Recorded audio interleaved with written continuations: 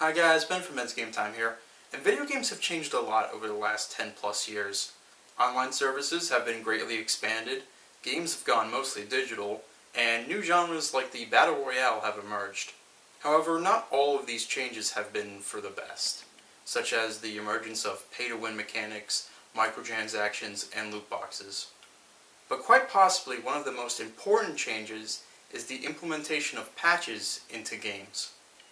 Video games used to be simple in terms of their release. The game came out and that would be it.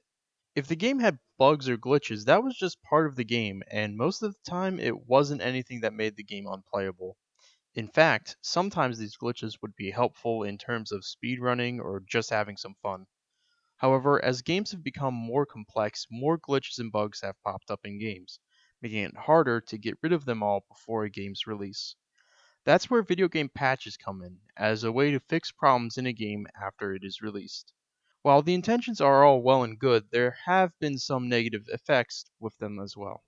Video game patches, like it or not, are going to be here to stay. So let's take a look at both the good and the bad of patches in video games. Let's start with the good. Like I said earlier, video games have become more complex over the years, making it harder to catch every bug or problem that a game has. This is where patches are at their best, as they help to make a game better and allow it to be played as intended. Countless games have been patched over the years, mostly in order to make a game better.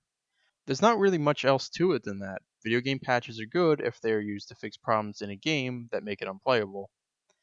Another positive of game patches are balancing changes. This can come in a multitude of flavors, whether it is to make a too difficult game easier, a too easy game more challenging, or most commonly making multiplayer less broken. We've all been there. You play a game online and there's that one weapon or item that completely breaks the game. If left alone, then the game would be an unbalanced mess, forcing every player to use the same weapon in order to stand a chance. You see this a lot in FPS games in particular, as there's always going to be a weapon or setup that's unstoppable. Thankfully, video game patches can help bring more balance to these games, making them a much better experience. That's how it should be. A game needs to be fixed or rebalanced, and a patch makes it happen. However, I wouldn't be making this video if there were no issues with patches in modern gaming. Alright, on to the reason why I made this video, the ways video game patches have been abused in modern gaming. The most common example of this is the practice to release a broken game, then patch it after release, even on day one. While patching a game to fix a relatively small problem is fine, releasing a patch to finish a game is unacceptable. The most infamous example of this is Tony Hawk Pro Skater 5, a game that Activision published to cash in one last time on the Tony Hawk license before it expired. The result was a broken mess that had a day one patch that was larger than the files on the disk.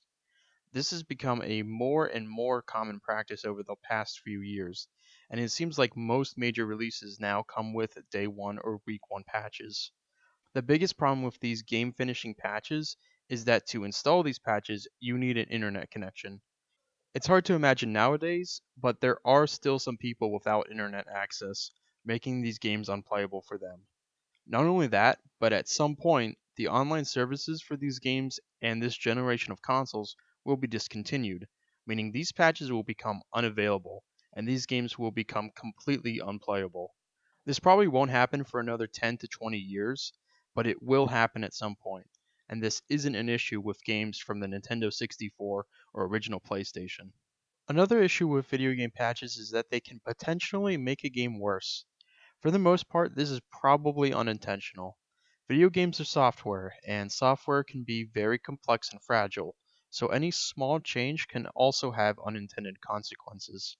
An example of this that pops into my mind is from Call of Duty Black Ops 3. In one patch of Black Ops 3, a new bug was created in the Gorod Krovi Zombies map that made it impossible to complete the map's Easter egg. Quick side note here for those unfamiliar with how Black Ops Zombies works, each map has a main quest Easter egg, a series of puzzles and challenges that is the main storytelling mechanic of the Zombies mode. The Easter eggs are optional and not needed for the base survival gameplay, but are included in almost every map and are a fan favorite feature. And yes, Black Ops Zombies has a story, but it's not important for the context of this video. This new bug made it so the game would crash when the Easter egg ending cutscene would play, thus not counting the Easter egg completion. While yes, the rest of the map was still playable and the Easter egg was still technically doable, this was still an issue that took away a major feature from the map and locked some rewards in-game associated with completing the Easter egg. This was a problem that lasted for over a year and was only fixed relatively recently in another patch. Unintentional? Most likely. Still an issue? Absolutely. However, a patch can make a game intentionally worse, and when this happens, it's usually linked to microtransactions. This is usually a patch that adds microtransactions into a game that doesn't have them, or adds in new ones. Quick question, game developers and publishers. Why is this bullshit needed? What is the point of adding in microtransactions through a patch? Don't answer because it's a rhetorical question. Obviously, it's to make more money, but why do you think it's okay to not have them in game on release and then add them in later? If anything, this is worse because if you just had them in game in the first place, you'd at least be honest about your greed.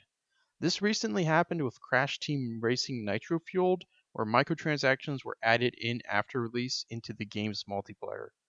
The reason for this practice goes into my third issue with patches, that game reviews will be based on the pre-patched version of a game. I'm just going to say this now. I think that reviewing modern games is impossible in today's gaming climate.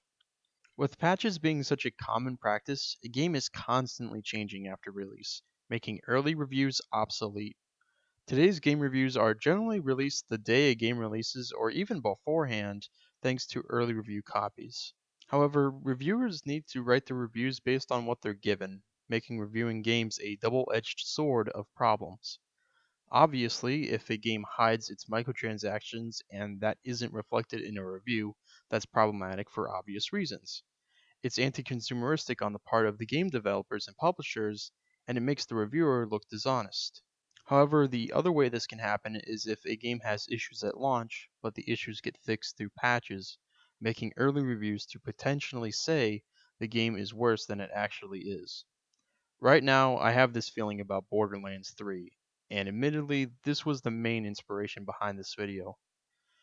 Borderlands 3, from what I've played so far, is a great game. However, the game has some issues in terms of audio glitches and frame rate problems. If I were to review this game, I wouldn't know what to do. Do I review the game and grade it based on the issues, even though I know they'll be patched out later?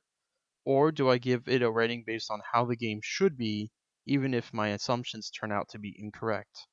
As a game gets patched, its quality changes, making it tougher to nail down how good a game it actually is.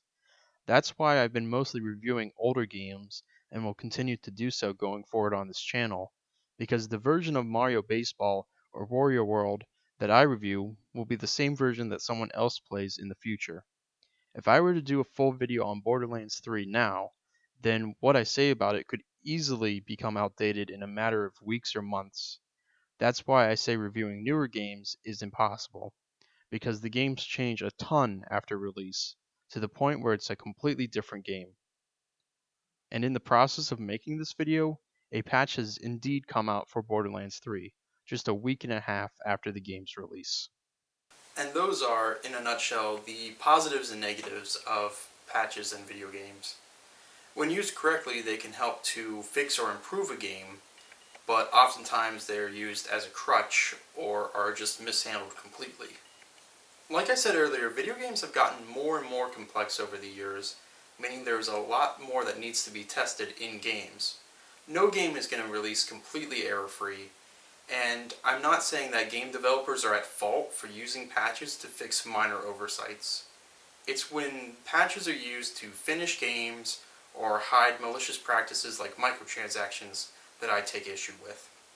I think that game developers and publishers feel pressure to release their games when advertised, so they feel like it's okay to have a patch as long as the game gets released on time.